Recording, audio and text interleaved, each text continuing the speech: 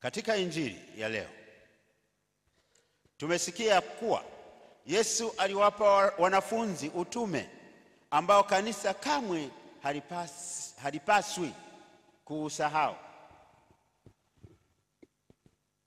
Alisema kwamba kama Mungu alivyomtuma ndivyo alivyowatuma wao.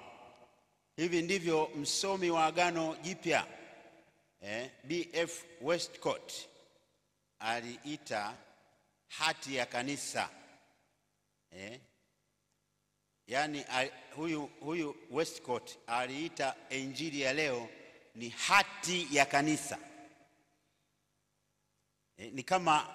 Ni kama hati miliki, unavyomiliki ardhi unapewa hati ya kumiliki.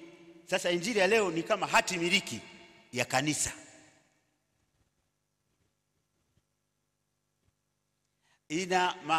Inamaanisha vitu vitatu vikubwa. Kwanza, Yesu Kristo analihitaji kanisa. Katika hii hati ya kanisa, hati miliki ya kanisa, kwamba Yesu Kristo analihitaji kanisa, ambalo Paulo alimaanisha alipoliita kwa hakika kanisa ni mwili wa Kristo, yani wa Efeso sura ya 1 mstari wa 23, au wa Korinto wa kwanza sura ya 12 mstari wa 12, kwamba kanisa ni mwili wa Kristo. Yesu analihitaji kanisa. Yeye kama mwili anahitaji bado viungo vingine vya mwili huo. Yesu alikuwa amekuja na ujumbe kwa watu wote, na sasa alikuwa anaenda kurudi kwa Baba yake. Ujumbe wake kamwe usingeweza kufikiwa kwa watu wote.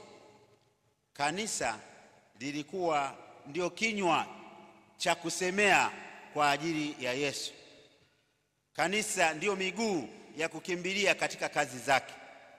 Kanisa ndio mikono ya kufanya kazi zake. Kwa hiyo jambo la kwanza, maana yake ni kwamba Yesu anategemea kanisa kwa ajili ya kueneza ufalme wake.